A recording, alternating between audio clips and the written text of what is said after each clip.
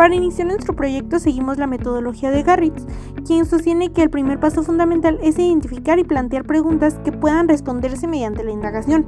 Y según este autor, este paso es importante porque permite enfocar la investigación hacia problemas específicos y reales. A partir de esto, planteamos algunas preguntas sobre su funcionamiento, sostenibilidad e impacto social y económico. Nuestra metodología consiste en definir y analizar el problema, identificando sus aspectos más relevantes. El problema central es evaluar si el motor Stirling es una alternativa viable para la transición energética, contrastando su alto rendimiento teórico con las barreras económicas y de fabricación actuales. Y finalmente en esta etapa realizamos la modelización del fenómeno físico centrada en la planificación técnica necesaria para el proyecto.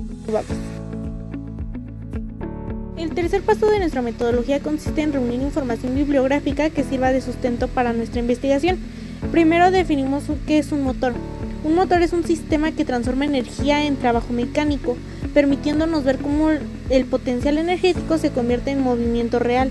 Específicamente, el motor Stirling es una máquina de ciclo cerrado que utiliza la expansión y contracción de un gas al calentar y enfriar este gas de forma externa.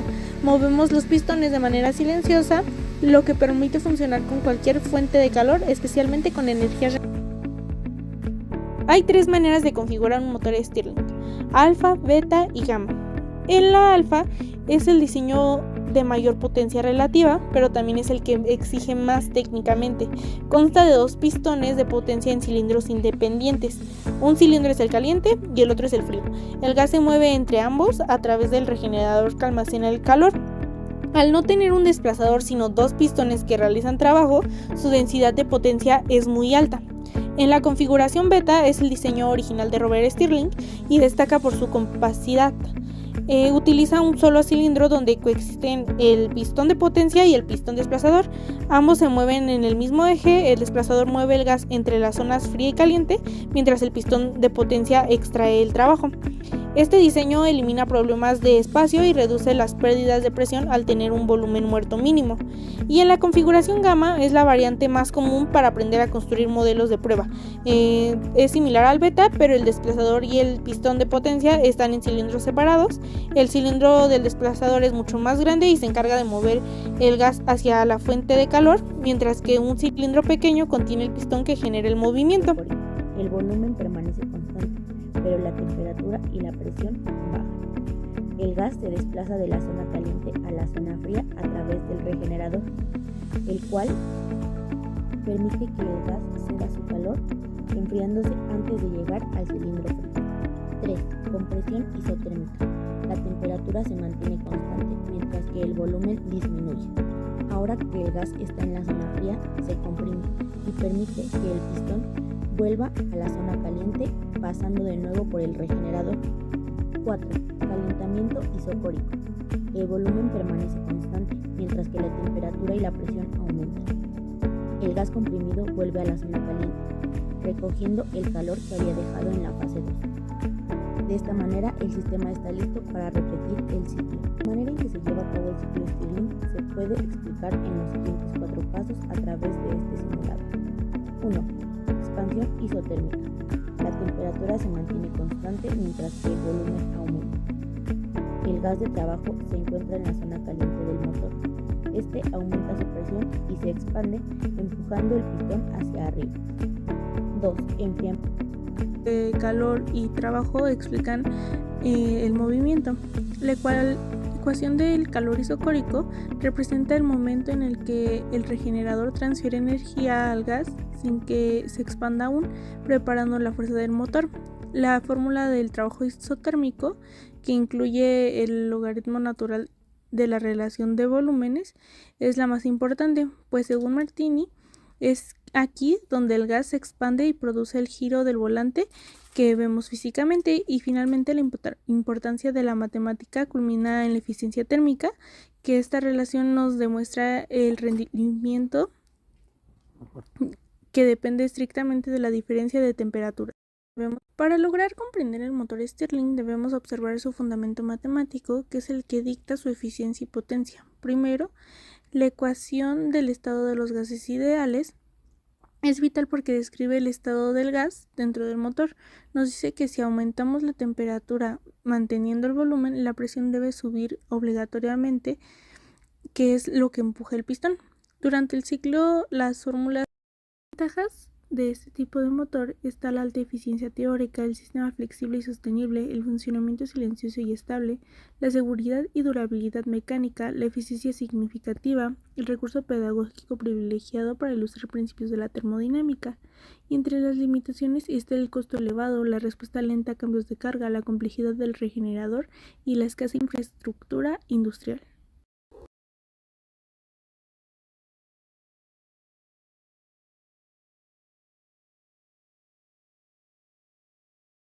Como parte del cuarto paso de la metodología, desarrollamos una serie de modelos que nos permitieron familiarizarnos con su construcción. Primero comenzamos con un modelo mental dibujado que fue fundamental para organizar nuestras ideas iniciales en forma coherente. Después hicimos un modelo mental o NEPSI, donde analizamos el proyecto desde aspectos ontológicos, epistemológicos y psicológicos.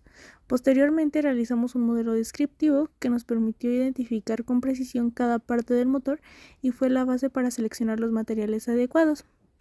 Como ejemplo, también desarrollamos un modelo experimental donde registramos los datos más relevantes de la práctica acompañados de una tabla de variables. El hielo es fundamental ya que permite una zona fría y si no hay hielo se disminuye la diferencia de temperatura y el gas no se contrae lo suficiente, reduciendo el movimiento del pistón. Suponemos que el gas se mantiene caliente a 80 grados centígrados sin un enfriamiento eficiente. A partir de los resultados que nos dio la fórmula, dedujimos que al no haber hielo, el gas permanece caliente y la presión no baja lo suficiente, por lo tanto el pistón no regresa con fuerza y el ciclo térmico se vuelve ineficiente.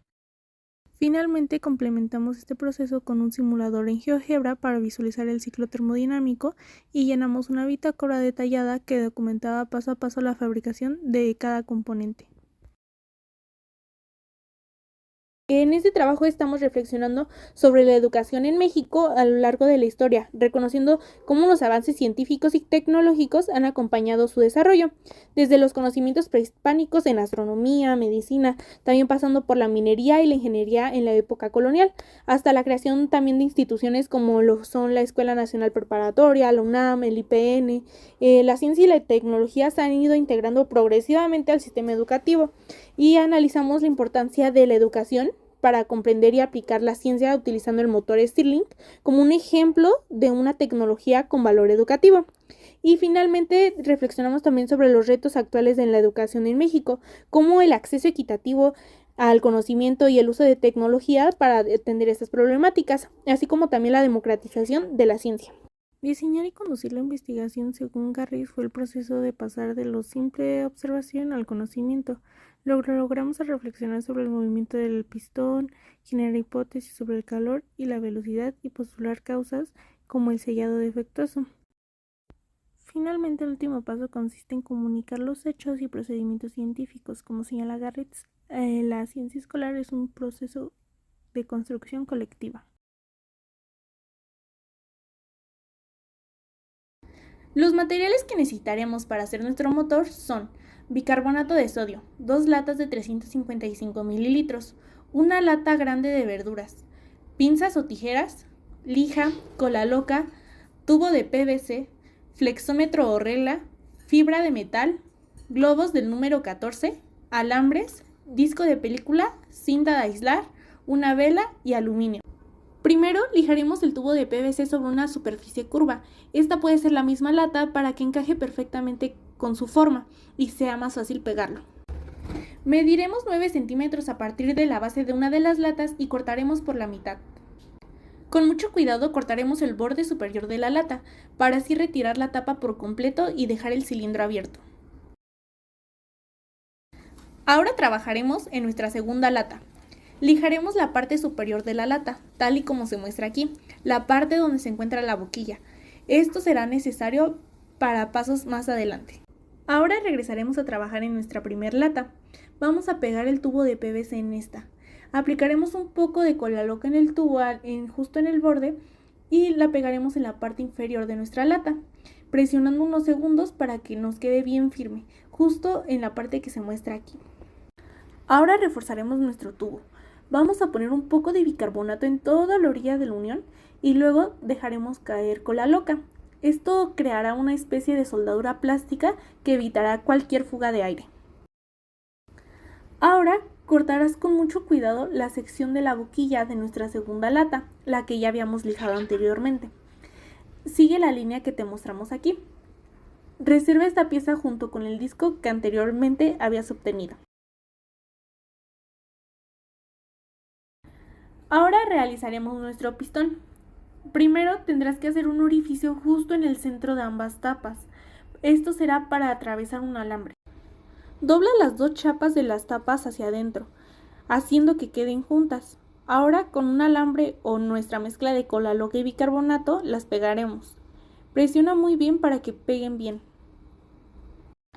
Coloca la fibra de metal en el interior de la lata. Este material ayudará a retener el calor por mucho más tiempo dentro de la pieza. Ahora forraremos la pieza con aluminio. Esto ayudará a que el pistón se deslice mejor dentro de la lata. En la lata donde pegamos el tubo, haremos un orificio de ventilación que permite el paso del aire directamente hacia el tubo de PVC. Ahora en esta lata introduciremos nuestro pistón. Aquí es donde irá.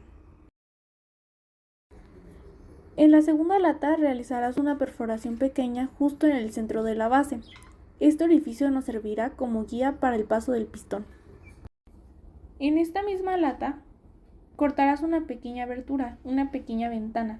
Para asegurar la precisión del corte, se recomienda que marques primero el contorno previamente con un marcador.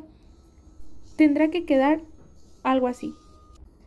Haremos dos agujeros, uno en cada lado de la lata. Asegúrate de que sean simétricos, que estén exactamente uno enfrente del otro para que el eje pase de forma recta. Utilizando el estuche de una película, recorta solo el círculo central, que es el soporte del disco. Esta pieza nos servirá más adelante para asegurar y centrar nuestro disco en el mecanismo. Ahora, con ayuda del alambre y unas pinzas, fabricaremos el cigüeñal, el cual deberá tener la siguiente forma y medidas. Trata que las líneas queden lo más rectas posible para evitar que se trabe. Ahora que tenemos el cigüeñal, con este doblez, pásalo con cuidado a través de los dos orificios simétricos que habíamos hecho en la lata. Después, coloca el disco en uno de los extremos, asegurándote de que el lado opuesto quede perfectamente recto para que el giro sea uniforme. Asegúrate de que este lado esté bien derecho para facilitar el giro del disco más adelante. Una vez alineado, pon cinta en los bordes de la lata para fijar el alambre temporalmente. Esto evitará que se deslice y nos dará mucha más estabilidad. Ahora haremos la biela. Con la ayuda de un alambre más delgado y cinta doble cara construiremos la parte que se encargará de empujar el globo. Sigue estas instrucciones para realizarlo, es muy sencillo. Ahora tomaremos un trozo de popote de 2 centímetros y lo insertaremos en el orificio que realizamos en la lata. Para sellarlo, utilizaremos la mezcla de cola loca y bicarbonato. Este paso es fundamental para evitar que, al añadir agua más adelante, ésta se filtre hacia el mecanismo del pistón. Para hacer la base con la lata de verduras, seguirás los siguientes pasos. Colocarás papel aluminio en la parte superior de la lata alrededor del corte que acabamos de realizar. Aquí podemos utilizar una vela o hacer un mechero, con los siguientes pasos. Este irá dentro de la lata que acabamos de cortar. Por mientras, pon hielos a congelar. Esta es parte fundamental para el funcionamiento de nuestro motor. Ahora juntaremos todo para hacer nuestro motor de la siguiente manera.